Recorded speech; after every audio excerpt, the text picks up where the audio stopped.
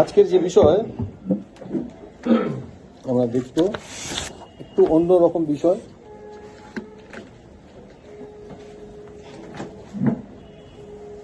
গোটা বাইবেলে আমরা যখন বাইবেল দেখি, বাইবেলকে অধ্যয়ন করি, আমরা দেখতে পাই যে ঈশ্বরের লোকেরা প্রায়শই উপবাস করে থাকে। আর এটা একটা স্বাভাবিক প্রক্রিয়া এবং অপরিহার্য প্রক্রিয়া হিসাবে জীবনের একটা অঙ্গ হিসাবে থেকে গেছে।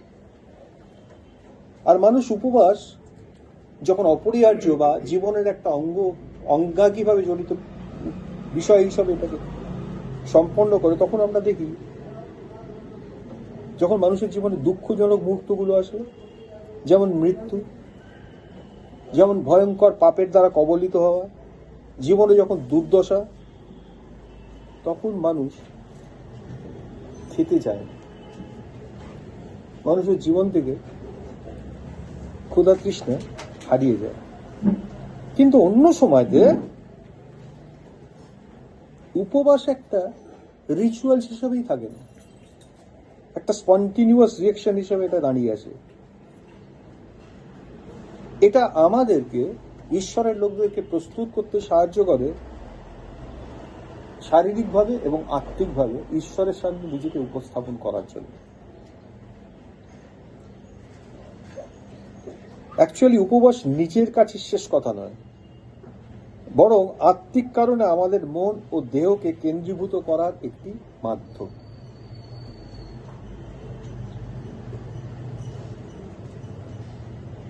যখন আমরা উপবাস করি, উপবাসটা যেন এমনভাবেই হয় যেটা বাইবেলে যে বিষয়গুলো বর্ণিত আছে সেই মডেলটাকে রেখে একটা উপবাস হয়। আজকে উপবাস সংক্রান্ত বিষয়ে আমরা আলোচনা করব। ঈশ্বর আমাদের যেটা দেখাচ্ছেন, আমরা স্ক্রিপচার থেকে, শাস্ত্র থেকে এর কতগুলো দিক আমরা দেখব। যখন আমরা কোনো বিষয় নিয়ে প্রার্থনা করি, আর সেই প্রার্থনাতে যখন পরাক্রম যোগ করতে চাই বা প্রার্থনাটাকে যখন পরাক্রমের সহিত করতে চাই, তখন উপবাসের একটা বিষয় এসে পড়ে। কোথায় দেখবো আমরা পুরাতন নিয়মে ইসরা ভাববাদীর পুস্তক ইসরাতে যদি যাই, আর তার 8 অধ্যায় 23 পদে এর উল্লেখ আমরা দেখতে পাই। সেখানে এভাবে লেখা ছিল, ইসরা বলছেন, অতএব আমরা উপবাস করিলাম ও আমাদের ঈশ্বরের কাছে সেই বিষয়ের জন্য প্রার্থনা করিলাম, তাহাতে তিনি আমাদের অনুরোধ গ্রাহ্য করিলেন। তাহলে কি বলছে? প্রার্থনাকে পরাক্রমযুক্ত বা স্ট্রেংথেন করার জন্য উপবাস একটা বিষয় হিসাবে গণ্য। ঈশ্বরের কাছে প্রার্থনা করছি আমরা কোনো একটা বিষয় নিয়ে, মনে রাখতে হবে। এর আগেও আমরা দেখেছিলাম, আমরা যে কোনো বিষয়ে প্রার্থনা করে আমাদের সব প্রার্থনা উঠতে হবে না। যেই বিষয়টা ঈশ্বর মনোনীত করেছেন, যেটা ঈশ্বরের ইচ্ছা, সেটাই কেবলমাত্র করবে। তো ঈশ্বরের ইচ্ছা তো সব মানুষের ভালো, ঈশ্বরের ইচ্ছা প্রত্যেকে বাঁচুক, তাই কি হয়? এটা ঈশ্বরের ইচ্ছা। কিন্তু আমার প্রার্থনা যদি ঈশ্বরের ইচ্ছা অনুযায়ী হয়, আর সেই প্রার্থনা যখন পরাক্রম যুক্ত হয়, কখন ঈশ্বর সেটা বলছিলেন যে ঈশ্বরের জন্য, ঈশ্বরের মন্দির নির্মাণের জন্য যে উদ্যোগ ছিল তাদের জীবনে, নির্বাসনের সময় ঈশ্বরের সন্তানের যে দুঃখ কষ্টের মধ্যে আছে সেই বিষয় দেখে তিনি দুঃখিত হয়েছিলেন, আর তাই উপবাস করে সেই বিষয়গুলো নিয়ে, ঈশ্বরের লোকেরা দুঃখে কষ্টে থাকে, এটা ঈশ্বরের ইচ্ছে না, সেই বিষয়টা নিয়ে তিনি প্রার্থনা করছিলেন এবং জিহুদীদের প্রাচীন বর্গকে দেখে একত্র করেছিলেন এবং এই বিষয়গুলো নিয়ে তারা উপবাস করেছিল আর ঈশ্বরের কাছে এই বিষয়ের জন্য প্রার্থনা করেছিল। আর লিখছে, তাহাতে তিনি আমাদের অনুরোধ গ্রাহ্য করলেন। তাহলে প্রার্থনাকে স্ট্রেংথেন করার জন্য উপবাস একটা বিষয় আমরা এখানে দেখতে পাচ্ছি। পুরাতন নিয়মে আমরা অনেকগুলো ঘটনা দেখতে পাই যেখানে প্রার্থনার সঙ্গে উপবাস অঙ্গাঙ্গিভাবে জড়িত। Fasting is connected to prayer. যখন বিশেষ করে সেই প্রার্থনা ইন্টারসেশন বা বিনতি যুক্ত হয়, ঈশ্বরের কাছে কোনো ব্যক্তি বা কোনো বিষয়ের জন্য বিনতি ইন্টারসিড করার বিষয় থাকে, তখন উপবাস একটা অন্যতম শক্তিশালী মাধ্যম হিসাবে গড়ে ওঠে। মনে রাখতে হবে,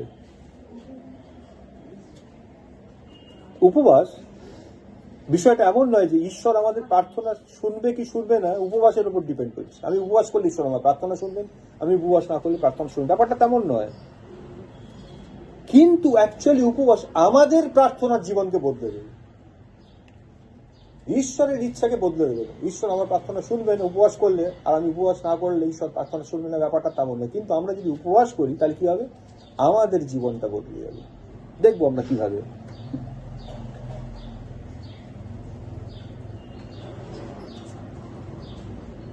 ঈশ্বরের একজন লোক বলেছিলেন, আর্থার উইলিস ছিল তার নাম, তিনি বলেছিলেন প্রার্থনাকে, উপবাসকে এইভাবে একটা ধরা হয়, উপবাস হচ্ছে একটা স্পেশাল নোট। যেমন কোনো জিনিসে একটা প্রার্থনা করছি, বড় বড় অর্গানাইজেশন আমরা দেখি কোন একটা বিষয় করতে বলা হচ্ছে, একটা সাজেশন, একটা উপস্থাপনা এসছে, আর তার সঙ্গে হায়ার অথরিটির তরফ থেকে তিনি সেটা দেখে একটা নোট দিয়েছে।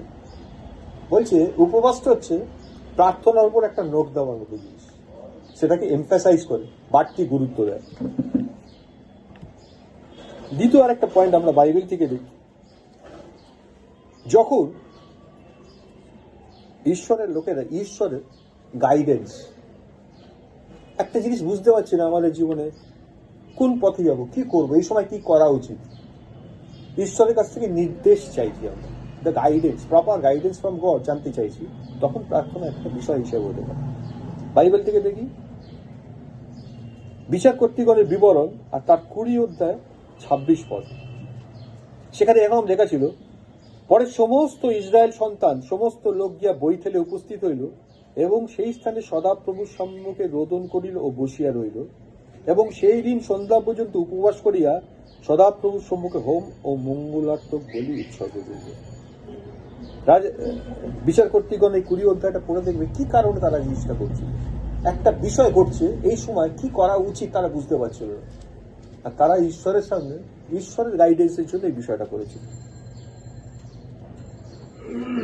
যখন প্রার্থনার সঙ্গে উপবাস যুক্ত হয় তখন কি হয়, যখন আমরা ঈশ্বরের কাছ থেকে কোনো নির্দেশ পাওয়ার জন্য ব্যগ্র থাকি, তখন প্রার্থনার সঙ্গে উপবাস যোগ করলে সেটা কার্যকরী হয়। যখন আমরা উপবাস করে প্রার্থনা করি, অ্যাকচুয়ালি আমরা কি হয়ে যাই, আমরা মোর রিসেপটিভ হয়ে যাই। ঈশ্বর যেটা বলেন, ঈশ্বর কন্টিনিউয়াস কথা বলছে, আমরা বুঝতে পারি। বাইবেলে শাস্ত্র বলছে যে আমি চকে চকে বলে বেড়াচ্ছি, কিন্তু কেউ নেই যে আমার অপশন।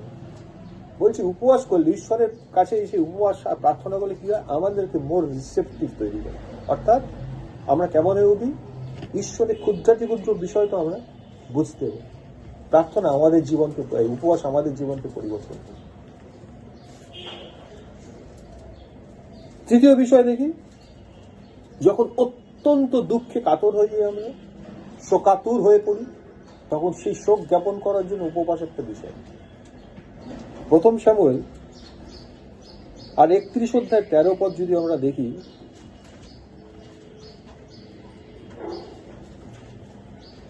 বিপক্ষীয়রা এসে যখন দাউদ রাজা হয়ে গেছে, আর শাউল তার পুত্র তার পুরো জেনারেশনকে বিপক্ষীয় রাজারা এসে কচুকাটা করে দিয়েছে, মেরে দিয়েছে। কিন্তু শাউল ঈশ্বর অভিষিক্ত ব্যক্তি ছিল, আর দাউদ তাকে সম্মান করত। পরে যখন দেখা গেল যে অ্যাকচুয়াল শাউল ছিল রাজা, ঘোষিত রাজা, আর তাদেরকে মেরে তাদের দেহগুলোকে টাঙিয়ে রেখেছিল। আর এখানে বলছে প্রথম সময় 31 অধ্যায় 13 পদ, আর তাহারা তাহাদের অস্থির হইয়া যাবেস্ত ঝাউ গাছের তলায় পুঁতিয়া রাখিল, পরে 7 দিবস উপবাস করিল। অত্যন্ত শোক জ্ঞাপন করছে কি না, আমাদের যিনি রাজা তার এই পরিণতি হয়েছে, মৃত্যুর পরে কবরপ্রাপ্ত হয়, তাকে এইভাবে টাঙিয়ে দিয়েছে। আর সে কি করেছে, সেখানকার লোকেরা গিয়ে ওইখান থেকে উদ্ধার করেছে, বলি লড়াই করে ওখান থেকে উদ্ধার করে নিয়েছে, একটা ঝাউ গাছের তলে পুঁতে রেখে 7 দিন উপবাস করছে আর রোদন করছে। তাহলে এখানে উপবাস শোক জ্ঞাপন করার একটা অন্যতম মাধ্যম, যেটাতে স্ট্রেনদেন করে তাদেরকে। দেখো, যখন কোনো কারণে আমাদের দুঃখ বা কষ্ট যখন আমাদের চোখ থেকে জল পড়ে,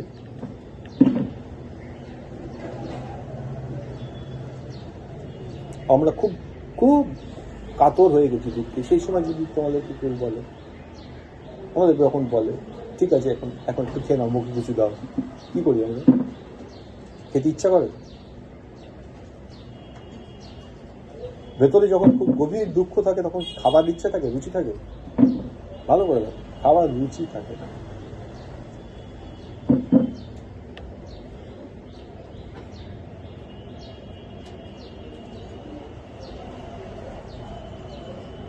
আমাদের শরীর তখন রেসপন্ড করে না খিদেটার প্রতি।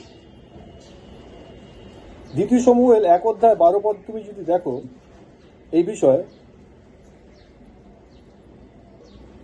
কি বলছিল সদাপ্রভু প্রজাগণ ও ইসরায়েলের কুল খড়গে পতিত হওয়াতে তাদের বিষয়ে তারা শোক ও বিলাপ এবং সন্ধ্যা পর্যন্ত উপবাস করেছে। যখন সত্যি সত্যি শোক আসে তখন খিদে চলে যায়। 2 বংশাবলী আর তার 20 আর 4 পদটা যদি দেখি, যখন ঈশ্বরের থেকে আমরা আশা করি ঈশ্বর এসে আমাদেরকে পরিত্রাণ করবেন, ঈশ্বর আমাদেরকে রক্ষা করবে, আমরা যখন ডেলিভারি সিক করি, আমরা যখন প্রোটেকশন সিক করি, তখন উপবাস একটা অন্যতম অস্ত্র হিসেবে গঠিত হতে পারে। 2 বংশাবলী 20:3-4 পদে লেখা আছে, তাহাতে জিহোশাফট ভীত হইয়া সদাপ্রভুর অন্বেষণ করিতে প্রবৃত্ত হইলেন। রাজা জিহোশাফট দেখতে পাচ্ছে বিদেশী সম্রাট এসে ঘিরে ফেলে চারিদিক থেকে, ইসরায়েলকে কচুকাটা করে দেবে। আর এমন একটা বিষয় সে দেখতে পাচ্ছে, তাদের সৈন্য সমসজ্জ ইত্যাদি দেখে তার তো প্রাণ উড়ে গেছে। এখানে বলছে, তাহাতে জিহোশাফট ভীত হইয়া সদাপ্রভুর অন্বেষণ করিতে পবিত্র হইলেন এবং জিহুদার সর্বোচ্চ উপবাস ঘোষণা করাইয়া দিলেন। আর জিহুদার লোকেরা সদাপ্রভুর কাছে সাহায্য যাচনা করিবার জন্য একত্র হইল। কার কাছে এসছে? ঈশ্বরের কাছে। কি চাইতে? সাহায্য চাইতে। কিসের থেকে? পরিত্রাণ করতে হবে, আমাদের বাঁচাতে হবে, বিপক্ষ আমাদের শেষ করে দেবে। তাহলে দেখো, ডেলিভারেন্স চাই, আর কি চাইছি? ঈশ্বর আমাদের রক্ষা করুন। জিহুদার সমস্ত নগরীতে লোকেরা সদাপ্রভুর অন্বেষণ করিতে আসিল। একটা সিচুয়েশন তৈরি হয়েছে, যখন ডেলিভারেন্স খোঁজা হচ্ছে তখন কি হচ্ছে? তখন উপবাস করছে মানুষ। আরেকটা খুব কমন বিষয় আছে যে কারণে মানুষ উপবাস করে, সেটা ডেলিভারেন্স হচ্ছে শত্রুদের থেকে বাঁচার জন্য। বাইবেল আমরা পুরাতন নিয়মে প্রায় এই ঘটনাগুলো দেখতে পাই। আর এই ধরনের বিষয়টা সমবেতভাবে, এককভাবে হয়, ইউনাইটেডলি অনেক বিশ্বাসী মিলে একসঙ্গে করে। 1 সময়ের 7:6 পদ দেখো কি সুন্দর লেখা আছে, যখন আমরা আমাদের বিষয়ে ভুলটা বুঝতে পারি, আমি এমন কিছু করেছি, সবকিছু ম্যাসাকার হয়ে গেছে, আমি এমন কিছু করেছি যেটা ঈশ্বরের দৃষ্টিতে ঠিক নয়, তাই তো? আমরা কি বলি? বাইবেল বলেছে ফিরে আসতে হবে। আমরা পলিটিক্যাল সানের ক্ষেত্রে দেখেছিলাম, অববাহিত উত্তর থেকে ফিরে আসতে হয়েছিল। ফিরে আসার আগে একটা ঘটনা ঘটেছিল, যে হঠাৎ মনে হলো আর বাসে উঠতে ফিরে এলো। তাই কি করেছিল? সেইখানে শুয়োরের শুটি খেতে খেতে সে মনে মনে বলেছিল, কি বলেছিল? আমার বাবার বাড়িতে চাকর বাকরের এর থেকে ভালো অবস্থায়, আমি বাড়িতেই ফিরে যাবো, কি মুখ নিয়ে যাবো? বাবাকে কি বলবো, আমি তো তোমার ছেলে নামের যোগ্য নেই, আমাকে তোমার চাকরের মতো একটা ট্রিট করো, দ্যাটস এনাফ ফর মি। আমি বলবো বাবাকে যে আমি তোমার বিরুদ্ধে, স্বর্গের বিরুদ্ধে পাপ করেছি, বলছে প্রিপেয়ার্ড হচ্ছে মনে মনে। দ্যাট ইজ কল্ড রিপেন্টেন্স, অনুশোচনা, অনুতাপ। যদি প্রকৃতই অনুতাপ করে ঈশ্বরের কাছে ফিরে আসতে হয়, তখন উপবাস একটা পাওয়ারফুল টুল। দেখো 1 সময়ের 7:6 পদ, তাহাতে তারা মিসপাতে একত্র হইয়া জল তুলিয়া সদাপ্রভুর সম্মুখে ঢালিল এবং সেই দিবস উপবাস করিয়া সে স্থানে কহিল, আমরা সদাপ্রভুর বিরুদ্ধে পাপ করিয়াছি। ফাস্টিং, উপবাস। আসলে কি হয় উপবাস করতে? বিলিভার্সদের মধ্যে এই বিষয়টা কিভাবে প্রযোজ্য?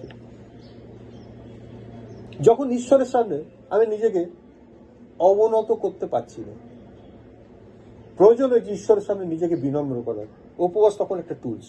প্রথম রাজা বলি 21 অধ্যায় 27 থেকে 29 পদ দেখো, ঈশ্বরের লোক আহাবকে বলে দিয়েছে ঈশ্বর তোমাকে শত্রু হস্তে সমাপন করবে, আর তাতে তুমি তোমার জীবনটা কিভাবে একটা প্যারাডাইম শিফট হবে। সবকিছু ঈশ্বর তোমার জীবনের উপর থেকে, তোমার বংশের উপর থেকে সব ডিস্ট্রয় করে দেবে, কারণ তুমি তোমার জীবনে যে ঈশ্বরের ব্যবস্থাকে যেভাবে লঙ্ঘন করেছে, ইসরায়েল রাজা আহাবকে বলছে, তাই তোমার জীবন ঈশ্বরের জিনিসগুলো ঘটে। যখন সে শুনে তার পরের স্টেটমেন্টটা লেখা আছে, আহাব যখন ওই সকল কথা শুনলেন তখন আপন বস্ত্র ছিঁড়লেন। দেখো আহাবের বিষয়, এবং গায়ে চট বাঁধিয়ে উপবাস করিলেন, চটে শয়ন করিলেন এবং ধীরে ধীরে বেড়াইলেন। গায়ে চট বেঁধে উপবাস করতে পারছে। ঈশ্বরের সামনে নিজেকে অবনত করার একটা বিষয়। পরে তিসবে এলিয়র কাছে সদাপ্রভু এই বাক্য উপস্থিত হল, যে এলিয়কে ঈশ্বর পাঠিয়েছিলেন আহাবকে এই কথাগুলো বলতে, সেকেন্ড টাইম ঈশ্বরের একটা কথা আবার সেই ভাববাদীর কাছে এলো। 29 পদ বলছে, ঈশ্বর বলছেন, আহাব আমার সাক্ষাতে আপনাকে অবনত করিয়াছে, ইহা কি তুমি দেখিতেছ? সে আমার সাক্ষাতে আপনাকে অবনত করিয়াছে, এই জন্য আমি তাহার জীবনকালে ওই অমঙ্গল ঘটাইব না। যে অমঙ্গল ঈশ্বর ঘটাবেন বলেছিলেন, বলে আমি ও যতদিন বেঁচে থাকবে সেটা ঘটাবো না, কিন্তু তার পুত্রের জীবনকালেও তার কুলের উপরে সেই অমঙ্গল উপস্থিত করিব। যখন ঈশ্বরের সামনে অবনত হয় মানুষ, হাম্বল হয়ে যায়, তার একটা চিহ্ন উপবাস। এটা মনে রাখো, এটা মনে রাখা দরকার যে উপবাসটা ঈশ্বরের সামনে নিজেকে নত করে। আমি না খেয়ে আমি এটা করছি, এটা কিন্তু নয়। উপবাস হচ্ছে একটা এক্সপ্রেশন অফ হিউমিলিটি। আমি কিছুই নই, কোনো কিছুর মধ্যে আমি গণ্য নেই, সেটার এক্সপ্রেশন হচ্ছে হিউমিলিটি। 7 পয়েন্ট, আরেকটা পয়েন্ট দেখি আমরা। দেখো, ঈশ্বরের কোনো কাজ ঈশ্বর কর্তৃক আজ্ঞাপিত কোনো কাজ, সেটা এমন একটা পর্যায়ে পর্যবেসিত হচ্ছে যেটা কঠিন হয়ে উঠছে, তো মনে হচ্ছে এই কাজটা করা দুষ্কর হয়ে উঠছে, তখন ঈশ্বরের লোকেরা কি করে? উপবাস করে। আমরা নহিমের কথা জানি, ঈশ্বর একজন লোক ছিল যে ঈশ্বরের ইসরায়েলের ভগ্ন প্রাচীর ছাড়াবার জন্য যে উদ্যোগী হয়েছিল। তিনি লিখছেন নহিমে 1 অধ্যায় 3-4 পদে, সে বিদেশে রয়েছে, আর ইসরায়েল দেশ থেকে কিছু লোক এসছে, আর তাদেরকে জিজ্ঞেস করেছে ওখানে আমার ভাইয়েরা কেমন অবস্থা আছে, আর তারা তাদের দুর্দশার কথা ব্যক্ত করছে। কি বলছে? সেই দেশটা তো লন্ডভন্ড হয়ে গেছে, ছন্ন ছাড়া, তার প্রাচীরগুলো সব ধ্বংস হয়ে গেছে। যখন যে কেউ আশেপাশে যায় সেখানে ঢোকে, লুটপাট করে, তছনছ করে, ওদের জীবনটা দুর্বিষহ ওখানে যারা বাস করে, বলছে। আর সেটা শুনে সে ব্যাকুল হয়ে উঠছে, সে তার ভাতৃবর্গের দুর্দশা শুনে ব্যাকুল হচ্ছে। আর সে তখন কি বলছে? তখন তারা আমাকে কইল, সেই অবশিষ্ট লোকের, অর্থাৎ যারা বন্দিত দশা হইতে অবশিষ্ট থাকিয়া সেই প্রদেশে আছে, তাহারা অতিশয় দুরবস্থার গ্লানির মধ্যে রয়েছে, এবং জেরুজালেমের প্রাচীর ভগ্ন ও তাহার দ্বার সকল অগ্নিতে দগ্ধ রয়েছে। 4 পদ, এই কথা শুনিয়া আমি কিছুদিন বসিয়া রোদন ও শোক করিলাম, এবং স্বর্গের ঈশ্বরের সাক্ষাতে উপবাস ও প্রার্থনা করিলাম। ঠিক আছে?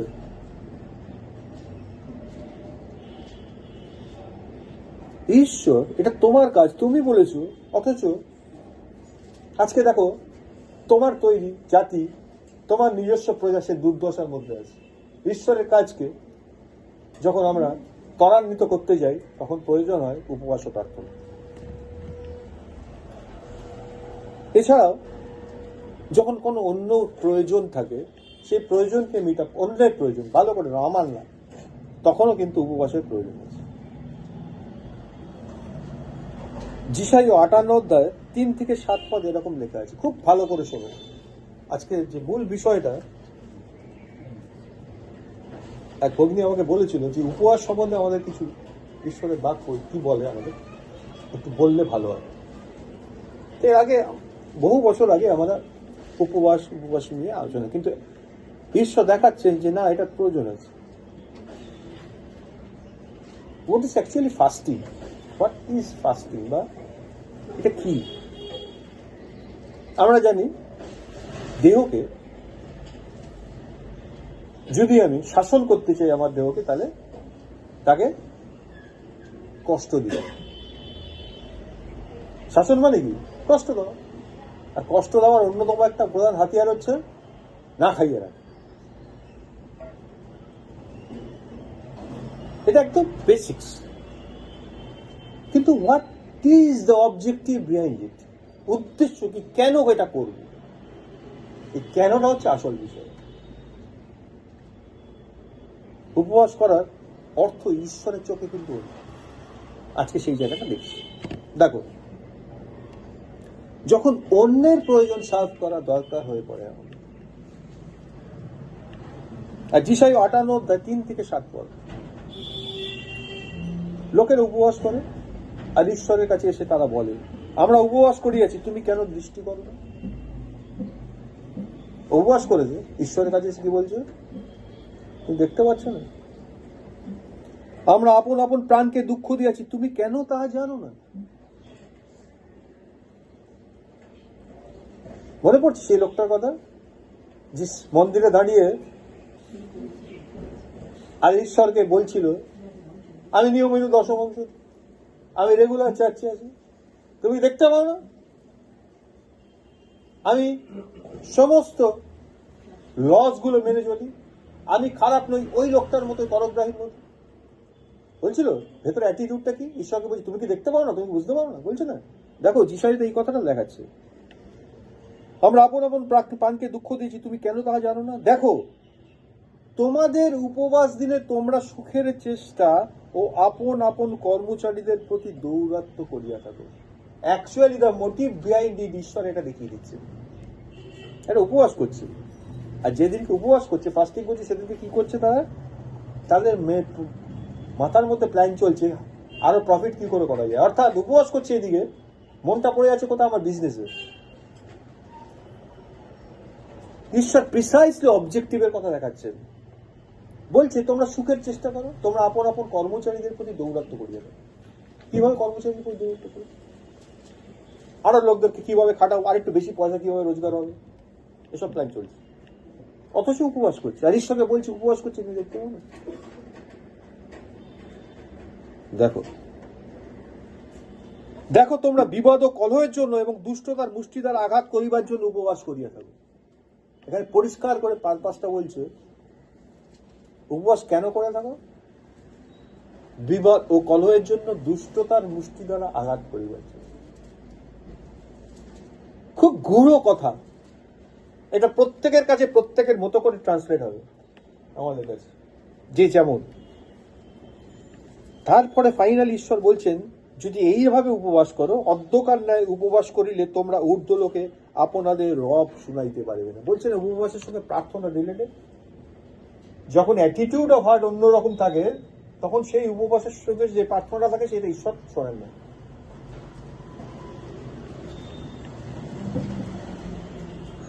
আজকে মানুষ উপবাস করে, খ্রিস্টানরা উপবাস করে, প্রার্থনা করে, কিন্তু অ্যাটিটিউড অফ হার্ট বলে দিচ্ছে ঈশ্বরের প্রার্থনা শোনেন না। অবজেক্টিভ। এবার দেখো, আমার মনোনীত উপবাস কি এই প্রকার? ঈশ্বর যে ফাস্টিংটার কথা বলছেন সেটা কেমন? এবার ঈশ্বর বলছেন, মনুষ্যের আপন প্রাণকে দুঃখ দিবার দিন কি এই প্রকার?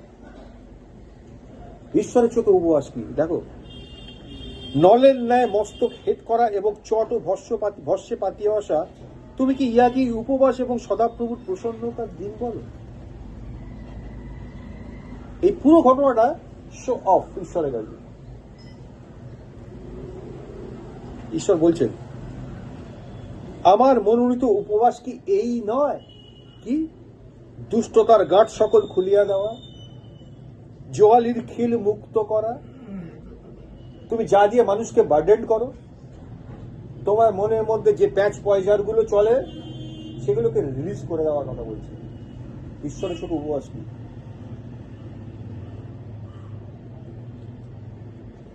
দলিত লোকদিগকে স্বাধীন করিয়া ছাড়িয়া দেওয়া, যাদেরকে তুমি হিউমিলিয়েট করো, যাদেরকে তুমি ঠকাবার চেষ্টা করো।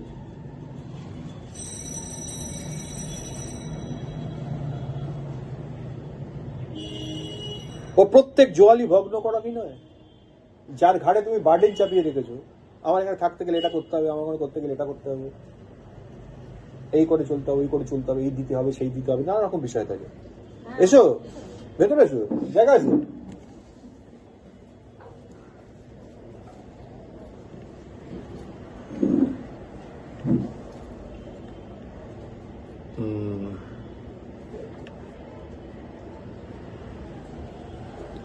কি বলছে? ক্ষুধিত লোককে তোমার খাদ্য বন্টন করা। ঈশ্বরের চোখে উপবাস কি জিনিস? আজকের বিষয় ছিল উপবাস। ক্ষুধিত লোককে তোমার খাদ্য বন্টন করা, তারই তো দুঃখী দিগকে গৃহে আশ্রয় দেওয়া। ইয়া কি নয় উলঙ্গকে দেখিলে তাহাকে বস্ত্রদান করা, তোমার নিজ মাংস হইতে আপনার গা না ঢাকা, ইয়া কি নয়? তাহলে রিয়েল উপবাস ঈশ্বরের চোখে কি? What is fasting? That is to show concern for others, নিজের জন্য না করা। বাইবেলে যিশুর যে ঘটনা লেখা আছে, এটা একটা প্র্যাকটিস। সেই দিনকে যিশু যেদিন পিতার রাজ্যে তার লোকদেরকে ডেকে নিচ্ছেন, আর তারা বলছে, হে আমার পিতার প্রিয় পাত্ররা, এসো, জগৎ পত্তনের পূর্ব দিকে তোমাদের জন্য যে স্থান প্রস্তুত করা হয়েছে সেইখানে প্রস্তুত করো, ঢোকো। কারণ যেদিন আমি ক্ষুধিত ছিলাম আমায় খাদ্য দিয়েছিলেন, যেদিন আমি উলঙ্গ ছিলাম আমাকে বস্ত্র পরিয়েছি, যেদিন আমি পীড়িত ছিলাম আমার তত্ত্বাবধান করেছিলেন। প্রভু কখন করলাম বলছে? তারা করেছে, তারা জানে না। এইখানে ঈশ্বর এইটাকে এই কথা বলছে। তুমি যদি জেনে এটা করো যে এটা করছি কারণ এর বদলে আমার একটা প্রাইজ আছে, বলছে তার প্রাইজ পাওয়া হয়ে গেছে। ঠিক তার পরের চ্যাপ্টারে, মানে পরের স্টেটমেন্টে যিশু বলছিল সেই লোকগুলোকে যারা বলছিল, হ্যাঁ প্রভু আপনার নামে এই করেছি, আপনার হসপিটালে গেছি, রোগীদের দেখেছি, জেলখানায় গিয়ে মিনিস্ট্রি করেছি, বলছে না? যিশু তাদের উত্তরে কি বলছে? কি বলছে? দুষ্ট কপটিন আমার সামনে দিকে দূর হোক, বলছে। তার মানে আমি যখন এইগুলো করছি ফর দ্য প্রাইজ, আমার কোনো পুরস্কার নেই।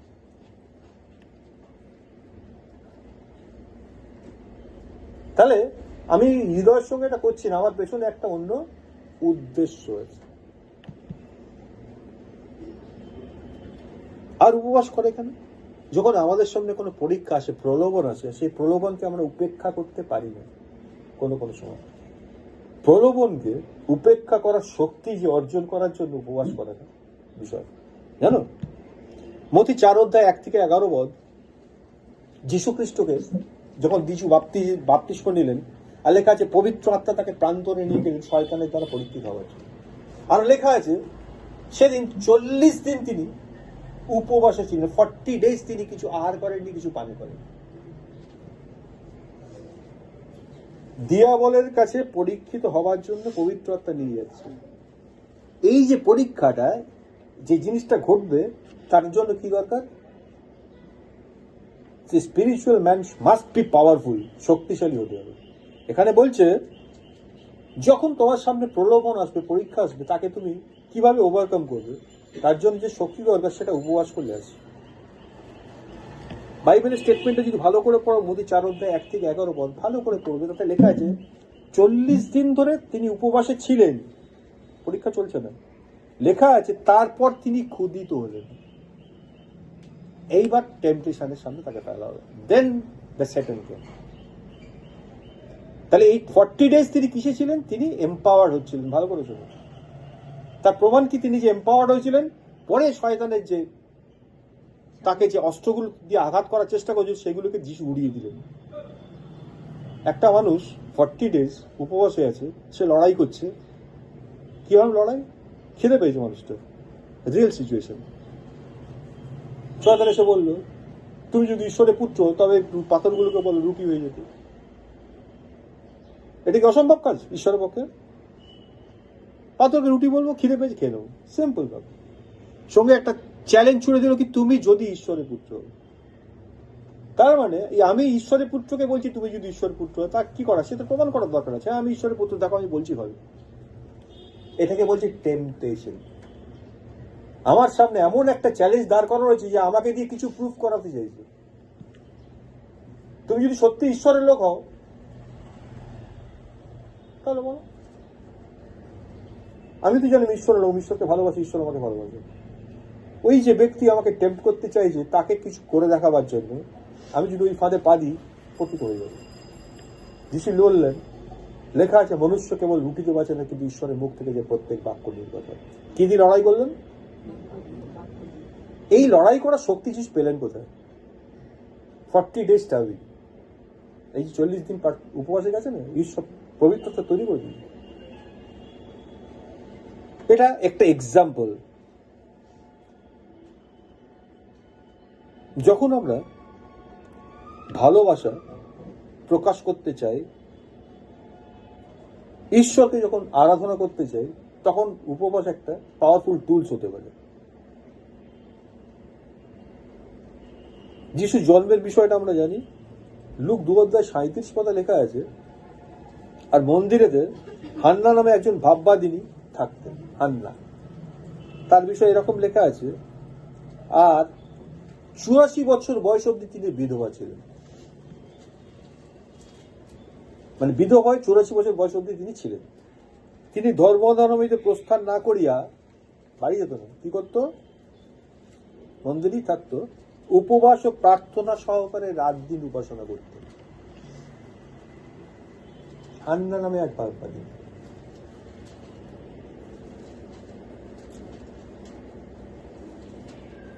ঈশ্বরকে তার প্রেম দেখাবার জন্য, ঈশ্বরের আরাধনা করার জন্য উপবাস একটা অন্যতম শক্তিশালী টুল। ফাইনালি সে যখন যিশুকে কোলে নিয়েছিল, তার স্টেটমেন্টগুলো পড়ে দেখল। তার অপেক্ষা মূল্য সে পেয়েছিল।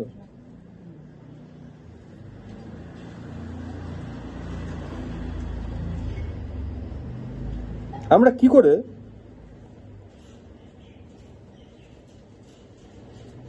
প্রস্তুত হই?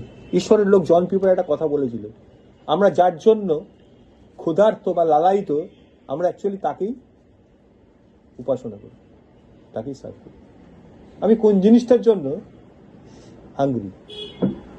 কেউ টাকার জন্য লালায়িত, কেউ খ্যাতির জন্য লালায়িত। অ্যাকচুয়ালি সে টাকা বা খ্যাতিকে ওয়ার্শিপ করে।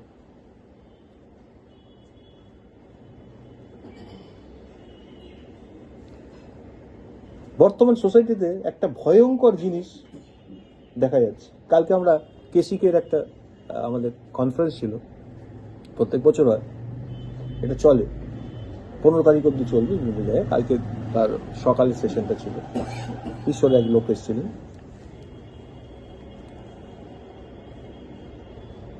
তিনি বলছেন স্ক্রিপচারাল কিছু বিষয় বলছেন, ঈশ্বরের বাক্য নিয়ে আলোচনা হচ্ছে। আর তিনি বলছেন এখনকার দিনে চার্চে সবাই আশেপাশে আধুনিক হয়ে গেছে, এখন আর কেউ বাইবেল ক্যারি করে না, সবার ফোনে বাইবেল আছে। তাই আমি যে রেফারেন্সগুলো বলছি আপনারা ফোন করে, তার আগে ঢোকা লেখা ছিল হলে, সে ফোন আপনারা বন্ধ করে দেবেন, বলে বাইবেল স্ক্রিপচার দেখতে আপনার ফোনটা ব্যবহার করতে পারেন। বলি একটা কথা বলবো, আমার চার্চে আমি এগুলো অ্যালাউ করি। কথার অর্থ কি? কোথায় থাপ্পড়টা মারলেন উনি?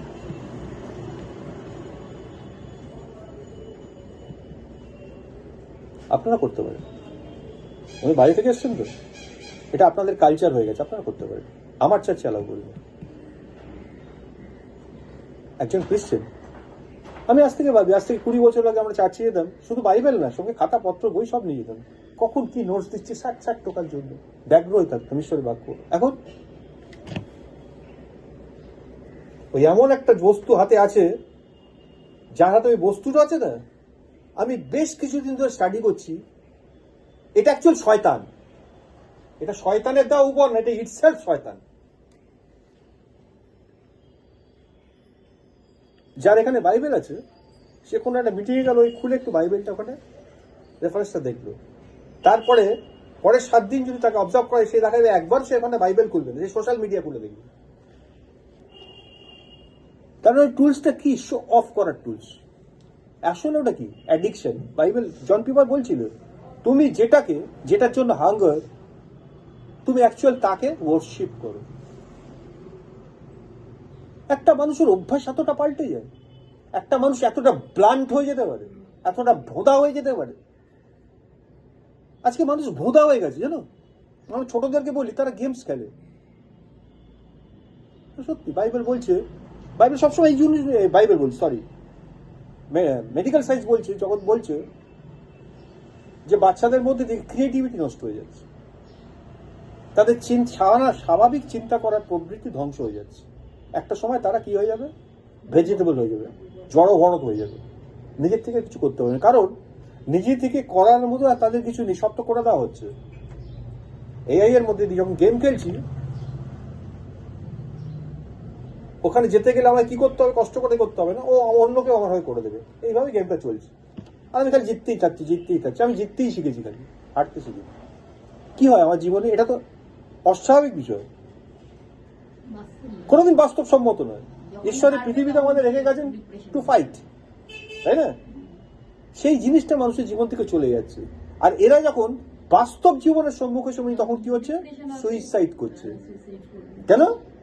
তার রিয়ালিটিটা সঙ্গে ওর জীবনটা কোনোদিন আর মিলছে না। ওর যে জীবনটা অভ্যস্ত হয়ে গেছে, তার সঙ্গে এই জীবনটা কোনো মিল নেই। আমি বলছি, বাচ্চাদের নিয়ে প্রচুর প্রচুর আর্টিকেল লেখা হচ্ছে ইদানিং কাগজে। বয়স্ক বুড়ো ভামগুলোকে নিয়ে কেন লেখা হচ্ছে না? বাসে, ট্রেনে, ট্রামে, বাসে, বাড়িতে, ক্লাবে, যেখানে যাও তুমি, বিয়ে বাড়িতে লোকে গেছে, চেয়ারে বসে আছে মোবাইল খুলে। কোনো সোশ্যাল গ্যাদারিং, যে কোনো জায়গায় তুমি যাও না কেন, ওই একটা জিনিস হয়ে গেছে যাকে মানুষ ওয়ার্শিপ করছে। কি আছে ওর মধ্যে, কি খুঁজছে মানুষ? আসলে কিছুই খুঁজছে না, কিচ্ছু খুঁজছে না, দিকভ্রষ্ট হয়ে গেছে, অ্যাবসলিউটলি দিকভ্রষ্ট হয়ে গেছে। ওটা শয়তান, যে ধরেছে তাকে ধরে ফেলেছে, সে বেরোতে পারবেও না। লিখে নাও, আজকে আমি বলে দিলাম, সে বেরোতে পারবে না। কারণ actually he or she worship that thing, সে ওটাকে উপাসনা করে। দিনে কতক্ষণ তুমি সোশ্যাল মিডিয়াতে থাকো, একটা প্রশ্ন করো, আর দিনে কতক্ষণ ঈশ্বরের বাক্যকে তুমি স্মরণ করো? উত্তর পেয়ে যাবে এই প্রশ্নের মধ্যে দিয়ে। I am sorry to say, ছেয়ে গেছে। বাইরেটাকে বলছি না, আমি হচ্ছে ঘরের মধ্যে এই জিনিসগুলো করছি।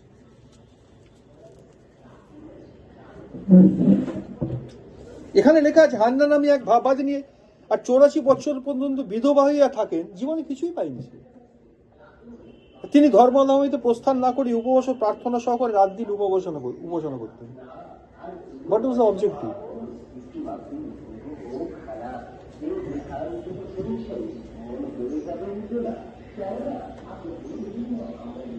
আমরা নিজেদেরকে ইকুইপ করব, প্রস্তুত করব, যখন ঈশ্বর আমাদেরকে না পবিত্র উপবাস পর্ব ঘোষণা করবেন আমাদের জন্য। জীবনে আসবে, আমাদের একটা দিন আসবে, এখন তুমি জানো না কি জিনিস দিন, সেই দিনটা আসবে। লেখা আছে, ঘাটের ওপরে এসে পড়বে, চাচা আপনার যান বাঁচা। কি করবে তখন? ওল্ড টেস্টামেন্টে যে জিনিসগুলো দেখছি, তাদের উপর যখন এই আক্রমণ, অনভিপ্রেত আক্রমণগুলো এসে পড়বে, তোমরা তো ভালো আছে, কিছু করতে দিচ্ছেন ঈশ্বর, বলছি সেই জিনিসটা ঈশ্বর আনছেন, এবারে আনবেন। সেদিনকে ঈশ্বর ঘোষণা করবেন পবিত্র উপবাস পর্ব। কি করবে সেদিন? তুমি জানোই না এগুলো।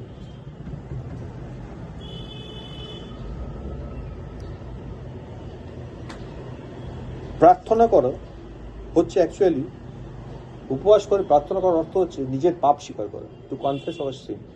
দেখো, গীত সঙ্গীত আমরা পড়ছিলাম, কত বললাম? 51। তাতে লেখা আছে, ঈশ্বর ভগ্নচূর্ণ অন্তঃকরণ তুচ্ছ করেন না। দ্য কন্ট্রাইট হার্ট, কন্ট্রাইট স্পিরিটের কথা লেখা আছে।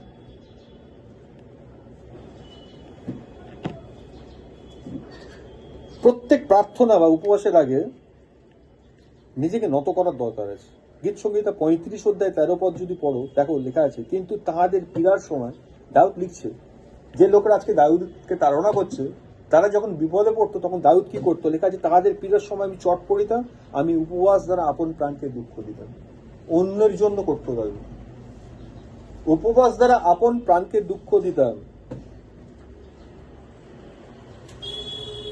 তাহলে প্রার্থনা করা, উপবাস করার একটা কারণ হচ্ছে নিজের পাপ স্বীকার করা। দেখো, প্রথম সমুয়েল 7:6 যখন ঈশ্বরের লোকেরা রাজা চেয়েছিল, মনে আছে?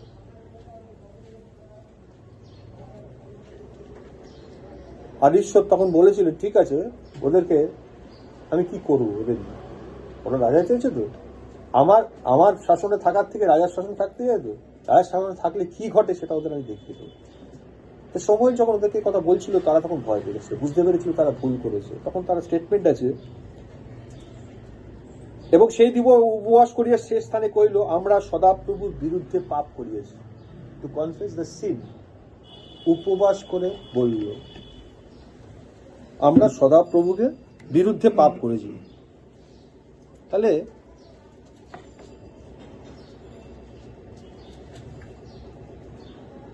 উপবাসটা অ্যাকচুয়ালি কি জানো? যে প্রার্থনার পুষ্টি হচ্ছে উপবাস। প্রার্থনাকে পরিপুষ্ট করে, পুষ্টি সদক। আমি যখন ঈশ্বরের কাছে কোনো প্রার্থনা করি, কোনো বিষয় নিয়ে প্রার্থনা করি, তোমরা সে প্রার্থনাটাকে শক্তিশালী করে, প্রার্থনার পুষ্টি সাধন করে হচ্ছে উপবাস। একটা রোগা প্রার্থনা, একটা রোগা ছেলে প্রার্থনা করছে, একটা ড্রিম গায়ে বডি নিয়ে এসে প্রার্থনা করছে, প্রার্থনার পুষ্টি সাধন। এবার দেখো, যদি বাক্য থেকে আমরা দেখি, উপবাস করার আগে নিজেকে প্রস্তুত করার একটা বিষয়।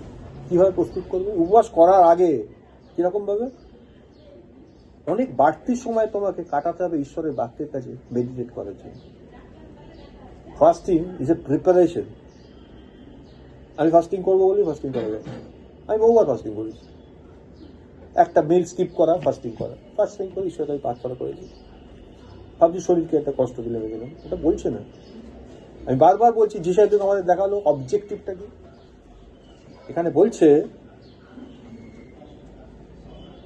ঈশ্বরের, আমি সারাদিন যতক্ষণ ঈশ্বরের সঙ্গে কাটাই, আমি যদি উপবাস করতে মনস্থির করি, আমাকে ঠিক করতে হবে আরেকটু বেশি সময় ঈশ্বরের সঙ্গে কাটাতে হবে, আরেকটু বেশি সময় তার বাক্যকে মেডিটেট করতে হবে। তারপরে আমি প্রিপেয়ার্ড হব ফাস্টিং করার জন্য। ফাস্টিং করে এটা করবো না, ফাস্টিং করার আগে আমাকে প্রিপেয়ার হতে হবে। তাহলে আমার উদ্দেশ্যটা পরিষ্কার হবে, কেন আমি এটা করতে চাই। বাক্য থেকে কতগুলো রেফারেন্স চটপট দেখিনি। বলছে উপবাস কখনো কখনো আনবিবলিক্যাল, অর্থাৎ বাইবেল বহির্ভূত এবং বিপজ্জনক হয়ে উঠতে পারে যদি আমরা সেটাকে দেখাবার জন্য উপবাস করি। মতি 6:16-18 যিশু নিজে বলছেন উপবাস সম্বন্ধে। যিশু স্টেটমেন্ট করলেন,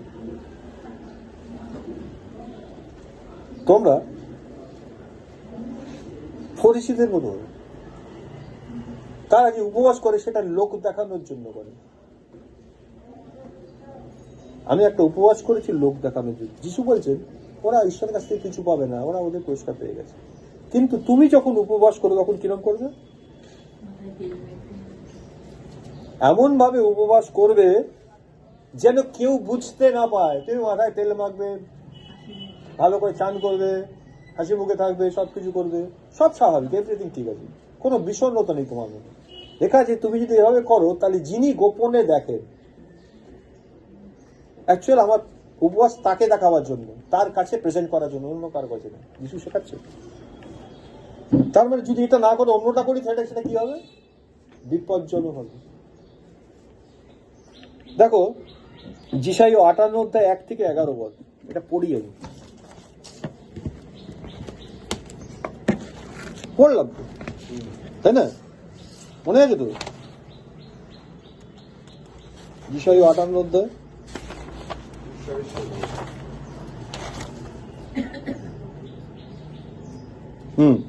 আমি আমি 3 থেকে 7 পদ পড়েছি, তোমরা 1 থেকে 11 পদ পড়ে গেছো। এই জায়গাটা একটু বলে দিই আমি। পরশু দিন না, আজকে তো রোববার, হ্যাঁ বৃহস্পতিবার দিন এই চ্যাপ্টারটা আমি শেষ করেছি। লেখা আছে, মুক্ত কণ্ঠে ঘোষণা করো, রব সংযত করিও না, তুরীর ন্যায় উচ্চধ্বনি করো, আমার প্রজাদিওকে তাহাদের অধর্ম জাকবের কুলকে তাহাদের পাপ সকল জানাও। যখন ঈশ্বরের বাক্য আমাদের সামনে এই জিনিসগুলো উপস্থিত করে, আমরা যখন চাচ্ছি আসি বা ঈশ্বরের মেসেজ শুনি, ঈশ্বরের বাক্য শুনি, সে বাক্য যদি আমাকে কোনো কিছু দেখিয়ে দেয়, আমাকে যদি আঘাত করে, ইমিডিয়েটলি আমাকে প্রিপেয়ার্ড হতে বলছে। 10 পদ বলছে, আর যদি ক্ষুধিত লোককে তোমার প্রাণের ইষ্টভক্ষ দাও, দুঃখার্ত প্রাণীকে আপ্যায়িত করো, তবে অন্ধকারে তোমার দীপ্তি উদিত হইবে, তোমার তিমির মধ্যাহ্নের সমান হইবে, আর সদাপ্রভু নিহত তোমাকে পথ প্রদর্শন করবেন। দেখো, ঈশ্বরের কাছ থেকে গাইডেন্স পেতে গেলে একটা অন্যতম উপায়, ও তোমার অস্থি সকল বলবান করিবেন, তাহাতে তুমি জলসূত্র উদ্যানের ন্যায় হইবে, এবং এমন জলের উন্নয়ন ন্যায় হইবে যাহার জল শুকায় না। তুমি তোমার দেহকে প্রপারলি ট্রেন্ড আপ করতে পারো, দেহকে প্রিপেয়ার করতে পারো। বলছে উপবাস কখনো কখনো দিন, কখনো কখনো সপ্তাহ, কখনো কখনো মাসের জন্য লোকে করে, স্পেসিফিক পারপাস, ঈশ্বর যেভাবে যেমনভাবে যাকে দেখান, এটার ওই ধরনের বিষয় নেই। আর অবজেক্টিভটা একটু আগে ক্লিয়ার হয়ে গেল। কাউকে দেখাবার জন্য উপবাস নেই, উপবাস হচ্ছে ঈশ্বরের সঙ্গে সম্পর্ক স্থাপন, ঈশ্বরের কাছে নিজেকে হাম্বল করা। এবার বলছে, তুমি যদি প্রকৃতি উপবাস করতে চাও, তো উপবাস করার আগে ডাক্তারের কাছে যাও, ডাক্তারকে বলো, দেখে না যে তোমার শরীর উপবাস করো উপযুক্ত দিন। তুমি এমন উপবাস করলে বলে ঈশ্বরের কাছে উপবাস করেছে, তারপরে হাসপাতালে ভর্তি করতে হয়েছে, স্যালাইন দিয়ে রেখেছে। ঈশ্বরের সুনাম হলো না দুর্নাম হলো? আমি বারবার বলছি, পার্সপেক্টিভ, অবজেক্টিভ থেকে যদি শিফট করো, এই বিষয়গুলো ঘটবে। এইবার তুমি যদি নিয়মানুবর্তী হয়ে উপবাস করো, আমি এমন লোককে উপবাস করতে দেখেছি, উপবাস ঘোষণা করো, উপবাস করবে, টানা 3 দিন ফাস্টিং হবে, বা টানা 24 ঘন্টা 48 ঘন্টা উপবাস করে প্রার্থনা হচ্ছে। যেদিন উপবাস শুরু হলো তার আগের দিন সে বাজার করে রেখেছে, যেদিন উপবাস ভঙ্গ হবে সেদিনকে চব্যচস্য লেজ্জ পেয় কি কি আইটেম হবে আগে থেকে ঠিক করা হবে, তারপর উপবাস শুরু হয়েছে। আমি এমন মানুষও দেখেছি আমার জীবনে। ঈশ্বর বলেছেন উপবাস করে আমার সামনে, আমরা উপবাস করে আসছি, কিন্তু উপবাসটা ভঙ্গ করবো কি দিয়ে? তৈরি করে দিই যে খাবারগুলো খেতে ভালোবাসি, সেদিনকে পিকনিক হয়ে যাবে। দাদা এখানে বলছে উপবাস করে আমি আমার বডিকে ট্রেন্ড আপ করি, যাতে আমার শরীরটা, আমার প্রাণ আমার শরীরের ওপর আর নিয়ন্ত্রণ করতে না পারে। দেখো, আমরা যে স্টাডিটা করছি, গমের বীজ যদি মাটিতে পড়ে না হয়, আমাদের মূল বিষয় দেখার ছিল আমাদের যে ওল্ড সিস্টেমটা আছে, সেটাকে যতক্ষণ আমাদের সঙ্গে সঙ্গে থাকবে, সেটা যতক্ষণ না মরে যাবে, ততক্ষণ ঈশ্বর অলরেডি আমাদেরকে পরিচয় দিয়ে দিয়েছে, তার জীবন আমাদের মধ্যে দেওয়া হয়েছে, কিন্তু সেই জীবনটা লকড অবস্থায় আছে, সেটা বেরোতে পারে। তো সেই জীবনটাকে বার করার জন্য কি বলেছে, পুরোনোটাকে মারতে হবে। এই পুরোনো মারার জন্য উপবাস একটা অন্যতম বিষয়।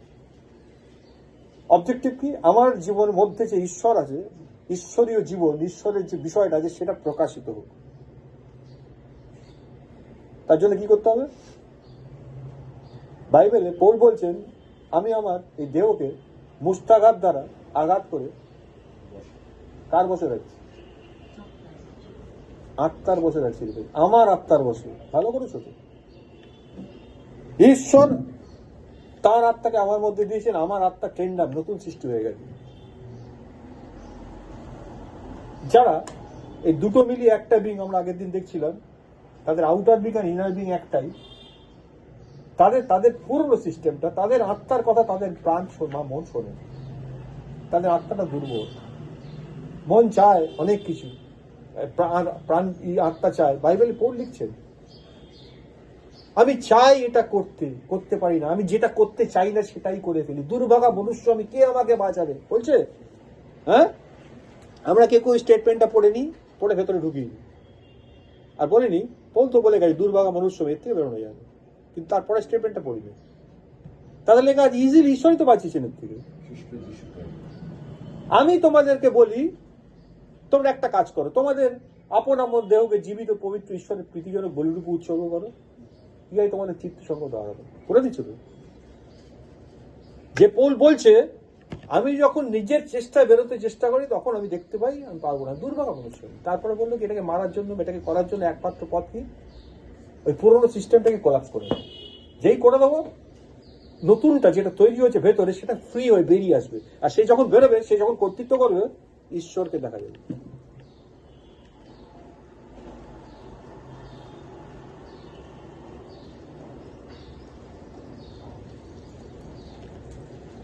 আজকে প্রভুর ভোজ আছে আমাদের,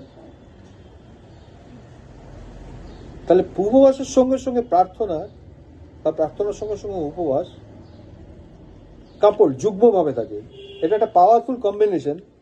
যখন আমরা কোনো বিষয়ে ঈশ্বরের ইন্টারভেনশন, হস্তক্ষেপকে চাই, ঈশ্বরের হস্তক্ষেপ করুন। আমার পরিবারে এমন একটা ঘটনা ঘটছে, আমি অনেক বলে টলে বলছি হচ্ছে না, আমি চাই এখানে ঈশ্বর হস্তক্ষেপ করুন। যদি ঈশ্বরের ইন্টারভেনশন চাই, তখন প্রার্থনার সঙ্গে উপবাস যুক্ত হলে সেটা, প্রথম কথা হচ্ছে ঈশ্বরের দৃষ্টি অনুযায়ী সেটা করছে। যদি হয়, আমি যদি উপবাস যুক্ত করি, দ্যাট মাস্ট বি পাওয়ারফুল, ঈশ্বর ইন্টারভিউ করবে, ঢুকে যাবেন ভেতর।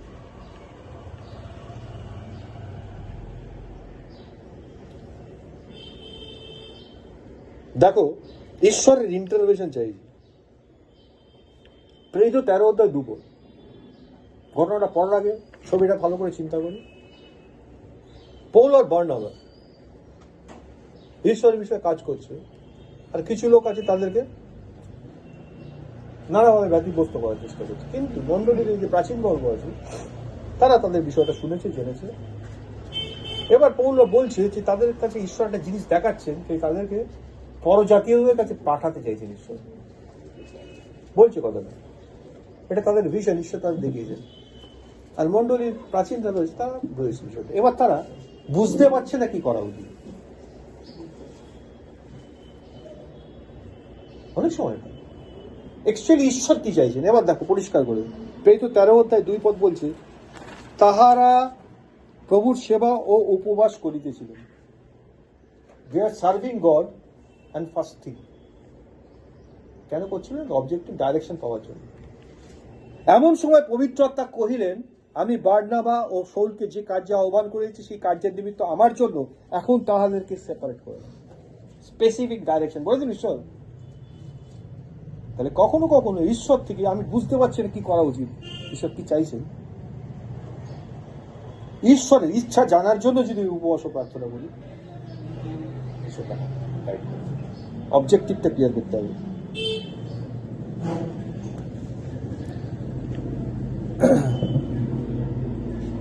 যখন প্রার্থনা করা হয় না, যখন উপবাস করা হয়,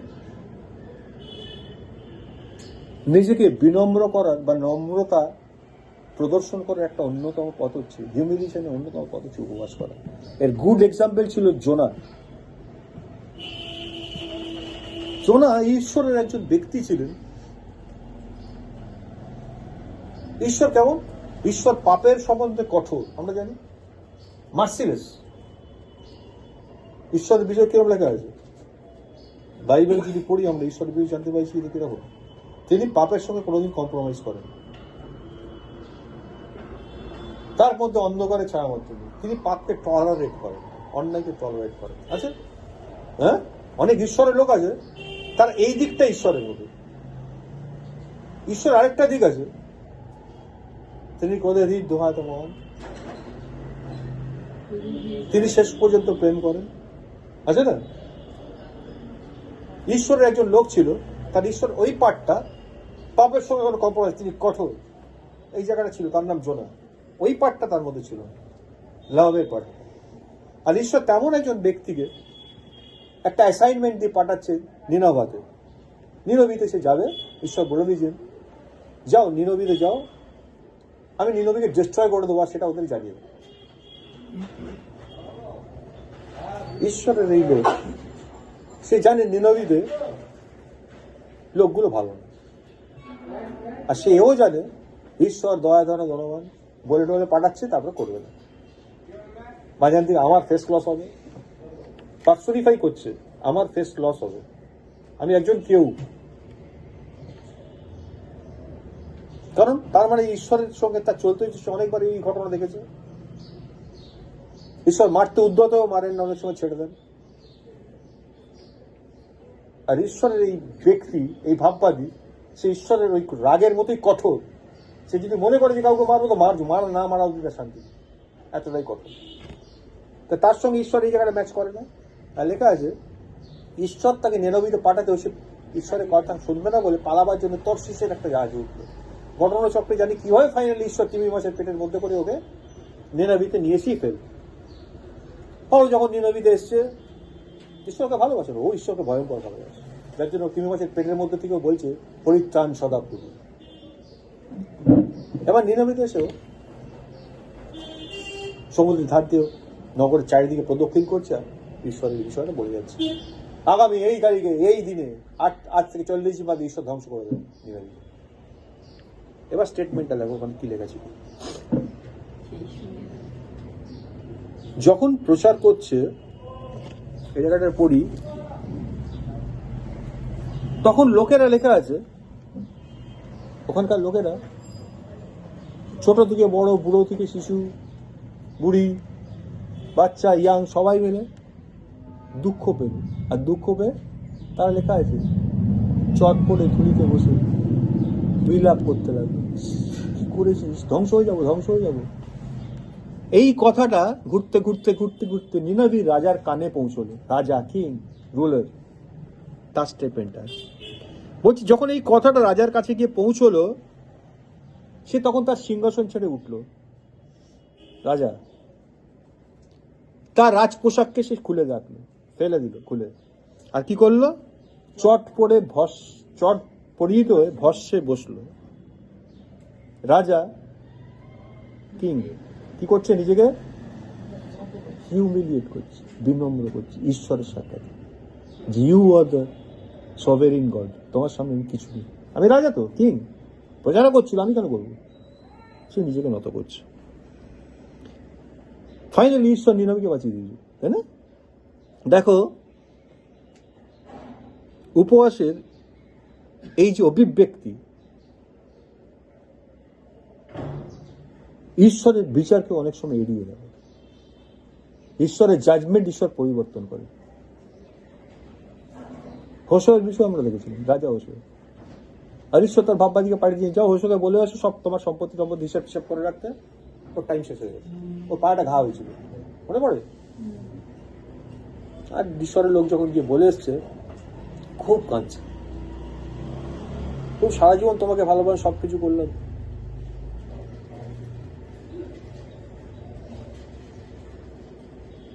আর ঈশ্বর সে তার ভাববাদীকে আবার বলে, যাও যাও ওকে গিয়ে বলো আমি আমার ডিসিশন চেঞ্জ করি।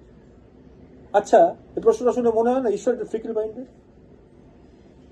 ঈশ্বর সিদ্ধান্ত নিয়ে পিছিয়ে আসেন, মনে হয় না? তাই তো, একটা সিদ্ধান্ত নিয়েছেন, ঈশ্বর বললেন আমি পরিবর্তন করেছি, ওর আয়ু আরো 15 বছর বাড়াবো, আজকেই মেরে ফেলবে ভেবেছিলাম, আরো 15 বছর আয়ু বাড়িয়ে দিল। কারণ ঈশ্বর তার সিদ্ধান্তে স্টিক নেই, পাল্টে ফেলে, তাই তো? দেখো, যখন এই শব্দগুলো আমরা পড়ি, তখন একটা জিনিস জানতে হবে, আমাদের ঈশ্বর সেই ঈশ্বর যিনি বলছেন আমি শুরুতে শেষের ব্যাপারটা জানি। তার মানে হোয়াট উইল গড ডু সেটা তিনি আগে থেকেই জানেন। তিনি এটাও জানেন যখন আমি নিনবীতে পাঠাবো, তখন নিনবীর লোকেরা, আমি নিনবীতে জাজমেন্ট পাঠিয়ে দেবো, কিন্তু নিনবীর লোকেরা ইনক্লুডিং রাজা রিপেন্ট করবে, আর যখন রিপেন্ট করবে আমি জাজমেন্টটা ডিলে করিয়ে দেবো। It's God's plan from the very beginning. বাইরে থেকে যারা দেখছে তারা কি ভাবছে? তারা ভাবছে ঈশ্বরের ক্যারেক্টারটাই দোদুল্যমান, ভাবে এক ঈশ্বর, করে অন্য। তাহলে ঈশ্বরের পয়েন্ট অফ ভিউ থেকে রেফারেন্সগুলো আমাদের দেখতে হয়। আরেকটা এক্সাম্পল না বলি নয়, যখন ঈশ্বরের লোকেরা বন্দিত্বের মধ্যে আছে, আর তখন গোটা ইব্রিয় জাতিকে ধ্বংস করার জন্য বিপক্ষ বা দিয়াবল একটা লোককে ব্যবহার করছে, তার নাম হামন, দুষ্ট হামন বলা আছে।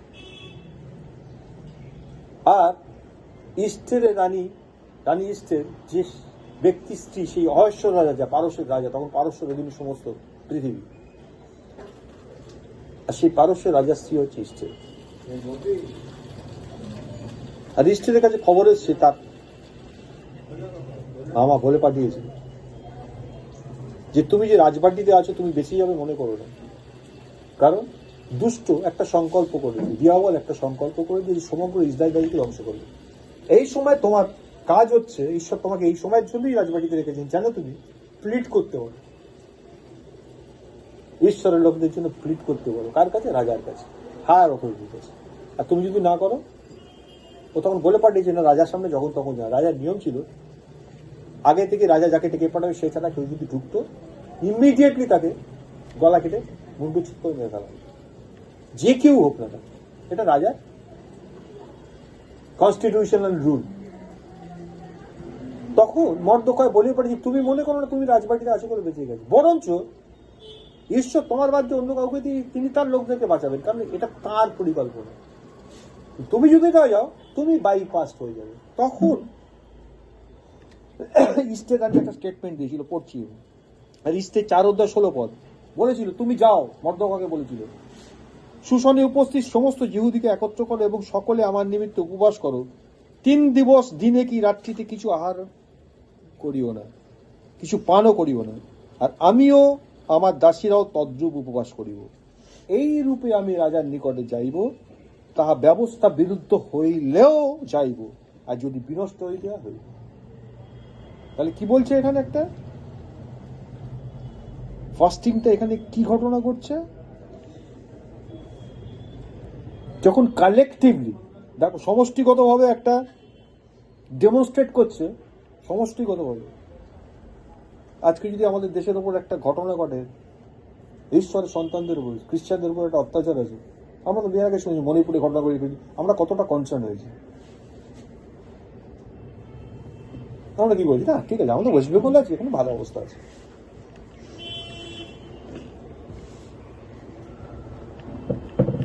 বাইবেল বলছে ভালো অবস্থা থাকবে, ঈশ্বর তার লোকদের বাঁচিয়ে দেবেন, কিন্তু তুমি যদি তোমার পার্টিসিপেশন না থাকে, you will be utterly destroy, তুমি ধ্বংস হয়ে যাবে। ইস্টারের রানীকে যেটা মর্দকয় বলেছিল, ঈশ্বর তার লোকদের বাঁচাবেন, অন্য কোনো উপায় বার করবেন। তখন কি হয়? কালেকটিভ হইতে এটা ঠিক করছে, কালেকটিভলি। এই যে আমেরিকাতে যে ইলেকশন হয়ে গেল, এই ইলেকশনের আগে বাইডেন এলো, তা সেই ইলেকশনের সময় থেকে ঈশ্বরের লোকদের একটা প্রার্থনার টিম তৈরি হয়েছিল, মানে 7 বছর ধরে তারা প্রার্থনা করছে, প্রথমবারই করেছিল যেন বাইডেন কোনো মতে ক্ষমতায় না আসে, কারণ বাইডেন এলে ঈশ্বরের বিষয়গুলোকে ভূমিষ্ঠ করবে, লিবারালিজম এমন ভাবে আনবে যে যে বিষয়বস্তুর উপর আমেরিকার দেশটা দাঁড়িয়ে আছে সেটাকে ধ্বংস করে দেবে। বাস্তবে তাই করলো বাইডেন। ঈশ্বর লোক অনেক প্রার্থনা করলো, সারা পৃথিবীব্যাপী খ্রিস্টানদের বলে পাঠালো, আমরা সব পেলাম, আমরাও প্রার্থনা করতাম। তারপরে দেখা গেল বাইডেন জিতে গেল, ট্রাম্প হেরে গেল, প্রার্থনা ঈশ্বর শোনে। তারপর নানান ঘটনা ঘটে গেল, বাইডেন এলো, 5 বছর রাজত্ব করলো, মানে ভয়ঙ্কর ভয়ঙ্কর সব সারা পৃথিবীর উপর ঘটনা ঘটলো। আর নতুন নতুন আইনের অ্যামেন্ডমেন্ট আনলো, ঈশ্বরের বিরুদ্ধে যা যা বিষয় আছে সবকে নিয়ে চলে এলো দেশের মধ্যে।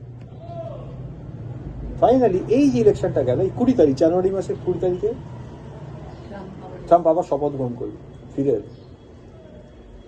5 years ঈশ্বর এই ট্রমাটাইজ অবস্থার মধ্যে ওদেরকে রেখেছিলেন আমেরিকানদের। ঈশ্বরের লোকরা কি প্রার্থনা করছিল না?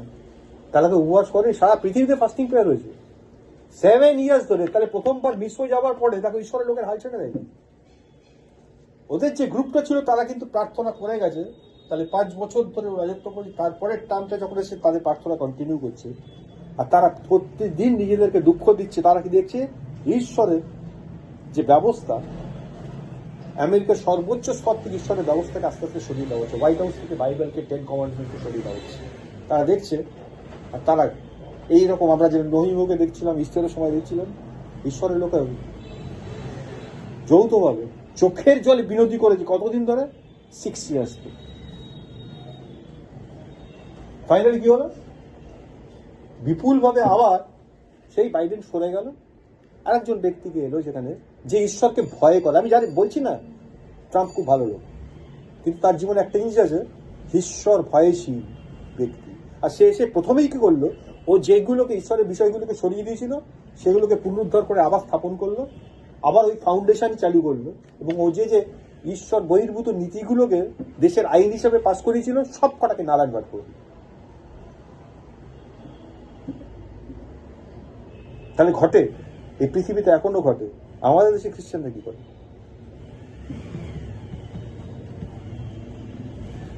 শেষ করব, উপবাস ঈশ্বরের সাথে গভীর সম্পর্ক, আত্মিক পুনর্নবীকরণ এবং ঐশ্বরিক হস্তক্ষেপের জন্য বিশ্বাসীদের একটি গুরুত্বপূর্ণ অনুশীলন হিসেবে রয়ে গেছে।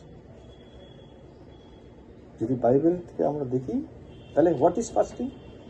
ফাস্টিং হচ্ছে ঈশ্বরের সাথে খুব ডিপলি একটা রিলেশন ক্রিয়েট করা, স্পিরিচুয়াল রিভাইভেশন, আত্মিক পুনর্নবীকরণ। আর কোনো বিষয়ের জন্য ঐশ্বরিক হস্তক্ষেপ, আমি চাইছি ঈশ্বর ইন্টারভেন করুন ব্যাপারটা।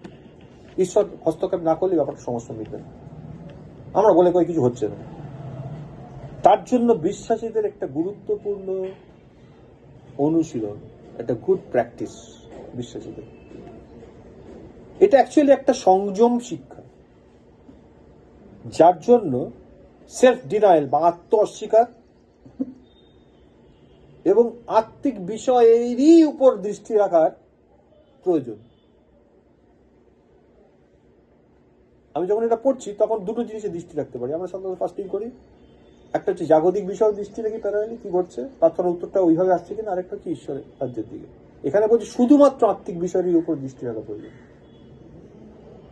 যা বিশ্বাসীদের তাদের হৃদয়কে ঈশ্বরের উদ্দেশ্যগুলোর সাথে একই সারিতে আনতে এবং গভীরভাবে তার উপস্থিতি অনুভব করতে পারে। তুমি যখন ফাস্টিং কর, তুমি ঈশ্বরের প্রেজেন্স নিতে পাও। যদি ঈশ্বরের প্রেজেন্স না টের পাও তোমার সঙ্গে, তাহলে করো না, ইউজলেস হয়ে যাচ্ছে। আর কি করে, মোস্ট ইম্পর্টেন্ট জিনিস, বিশ্বাসীদের হৃদয়কে ঈশ্বরের যে উদ্দেশ্যগুলো ঈশ্বর সেট করে রেখেছেন সেই উদ্দেশ্যের সাথে একই লাইনে নিয়ে চলে আসে। আমি যখন ফাস্টিং করি কি হয়, আমি ঈশ্বরের ইচ্ছে জানতে পারি।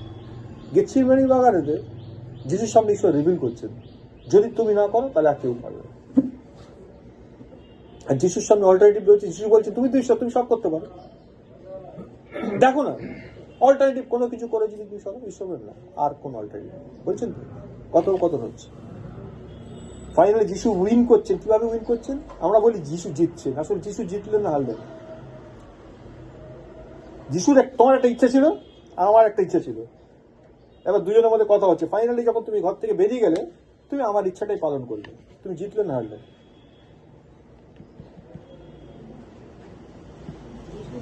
হ্যাঁ, যিশু জিতলো না কিন্তু। এবার যিশু বলছে তোমার জয়টাই আমার জয়, ফাইনালি ওই জায়গায় নিয়ে আসছে। যিশুর জয়টা যিশু ডিনাই করছে, কারণ যিশু বুঝতে পেরেছে আসলে ঈশ্বরের জয়টা আমার জয়, আমার জয়টা আমার জয় নয়, সেটা ক্ষণস্থায়ী হবে। বুঝতে পারছো আমি কি বলছি, কোন অ্যাসপেক্টে বলছি? তাহলে উপবাস হচ্ছে ঈশ্বরের উদ্দেশ্যের সাথে আমাদেরকে রিঅ্যালাইন করে দেয়, এক সারিতে নিয়ে আসে, আমরা বুঝতে পারি হোয়াট ইজ গডস উইল। ঠিক আছে, প্রভুকে ধন্যবাদ দিই। আমরা আজকে এতে যাব। দেখো অ্যাকচুয়ালি উপবাস আমরা কি বলি, উপবাস কি বোঝায়, একটু অন্যভাবে বলছি কথাগুলো, কি বুঝি আমরা? আজকে ফাস্টিং, আজকে উপবাস হয়, হ্যাঁ, তাহলে খাওয়া খাদ্য পানীয় থেকে বিরত থাকে, ফাস্ট ফ্রম ফুড, উপোস। যখন আমরা এই খাদ্যগুলো থেকে নিজেদের দূরে রাখি, তাহলে অ্যাকচুয়ালি আমরা আমাদের ডিপেন্ডেন্স ঈশ্বরের উপরে ব্যক্ত করি। যিশু বলেছেন মানুষ কেবল রুটিতে বাঁচে না, কিন্তু ঈশ্বরের মুখ থেকে যে প্রত্যেক বাক করবে, এটা আমাদের ডিপেন্ডেন্সি ঈশ্বরের উপর, খাদ্যের উপর না, সেটা প্রমাণ করে। যেমন এই খাদ্যগুলোর থেকে আমি বেরোই। আচ্ছা, আরেকটা উপবাস হয়, ফাস্টিং ফ্রম সোশ্যাল মিডিয়া। এটা একটা উপবাস, জানো? যখন সোশ্যাল মিডিয়াকে আমি উপবাস করব, আমি উপবাস করলাম আজ থেকে, আমি 3 দিন উপবাস করবো, অর্থাৎ 3 দিন সোশ্যাল মিডিয়াকে স্পর্শ করবো না। অ্যাকচুয়াল কি ঘটবে জানো? আমার জীবনে যে ডিস্ট্রাকশনগুলো আসছে, মানে অ্যাকচুয়াল ডাইভার্টেড করে দিচ্ছে, সেই জায়গাটাকে রিটিউন করে দেবেন ঈশ্বর।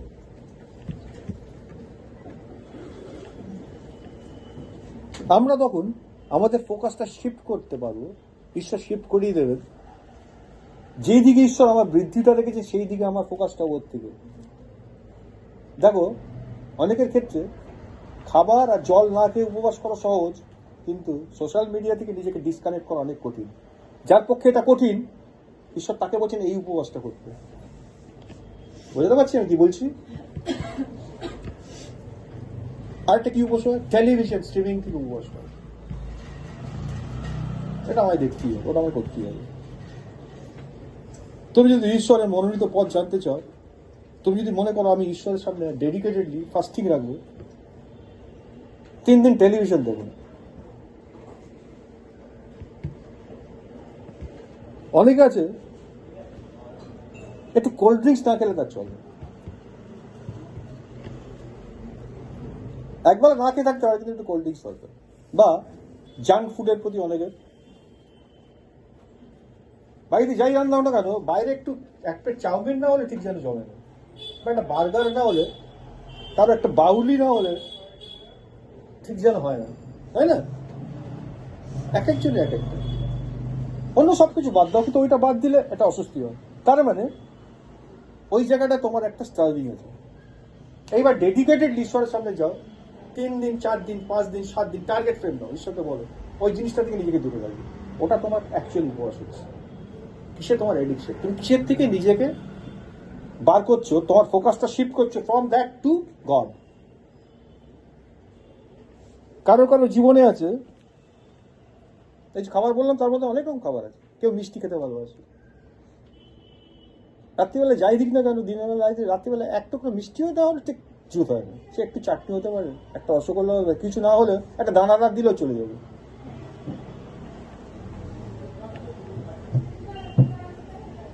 এগুলো এক্সাম্পল যে ঈশ্বর দেখিয়ে দিচ্ছে। এগুলো আমরা বললাম উপবাস অ্যাকচুয়াল কি, জানি না উপবাস কি। যেই জিনিসটা আমার ফোকাসকে নাড়িয়ে দিতে পারে, আমার ফোকাসকে অন্যদিকে ধরে রাখার মতো ক্ষমতা রাখে, সে খুব পাওয়ারফুল আমার জীবনে। একটা দানাদার আমার জীবন অনেক পাওয়ারফুল। রিজেক্ট দ্যাট দানাদার।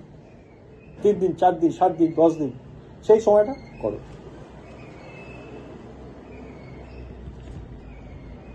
অনেকের আছে প্রতি মাসে কিছু কেনাকাটা করতে হবে, শপিং। কিন্তু শপিং নেওয়া ধর নেশার মধ্যে, বাড়িতে জিনিসপত্র আলমারিতে রাখার জায়গায় নেই, কিন্তু শপিং হয়ে যাচ্ছে। তুমি যদি ফাস্টিং করতে চাও, ডু ইট। 1 মাস শপিং বন্ধ করবে। Shift your focus from shopping two god. তখন ঈশ্বর তোমাকে কখনো কথা বলবেন। আমরা ভাবি আমরা যে ঘরে শপিং করতে ভালোবাসে, সে ফিজিক্যাল ফুড থেকে বিরত রেখে 3 দিন ধরে উপবাস করে প্রার্থনা করে মনে মনে একটু শান্তি পেল। আসলে কিন্তু তার ফোকাস শিফট হয়নি, ঈশ্বর তাকে কিচ্ছু বললেন না। কিন্তু সে যে মুহূর্তে সে খাবার খাচ্ছে, ফিজিক্যাল খাবার খাচ্ছে, কিন্তু 1 মাস সে মনে মনে ঠিক করে যে একটাও শপিং করবো না। তার মানে এই যে কথাগুলো আমি এতক্ষণ ধরে বলছি, যে কাজটা আমি করতাম, আমি উপবাস করছি, মানে সেই কাজটা এখন করবো না। আমি খেতে ভালোবাসতাম, আমি উপবাস করলাম, এখন খাবো না, তাহলে এখন কি করবো? উপবাসে আরেকটা অর্থ, যেটার জন্য তুমি উপবাস করছো, যে জিনিসটা থেকে বেরোচ্ছে, সেইটার পেছনে যে সময়টা দিতে, সেই সময়টা এখন ঈশ্বরকে দেবে, সেটা হচ্ছে উপবাস। অনেকে বলো আমি এখন ফাস্টিং করছি, আমি ফাস্টিং করছি আজকে 24 ঘন্টা ফাস্টিং। তো 24 ঘন্টা আমি 3টে মিল নিই। ধর ব্রেকফাস্ট খাই, লাঞ্চ করি, ডিনার করি। ব্রেকফাস্টের জন্য আমার 20 মিনিট বরাদ্দ থাকে, লাঞ্চের জন্য 25 মিনিট, আর ডিনারটা একটু গুছিয়ে খাই 45 মিনিট। তাহলে 45, 20, 25 যোগ করো একটা সময় পেলে। এই সময়টা ঈশ্বরকে ডিভোট করবো। নর্মাল তুমি ঈশ্বরকে যে সময়টা দাও তার বাইরে এই সময়টা যোগ করো ঈশ্বরের সঙ্গে, সেটা হচ্ছে প্রকৃত ফাস্টিং। বুঝতে পারলাম? ঈশ্বর সকলকে আশীর্বাদ করুন।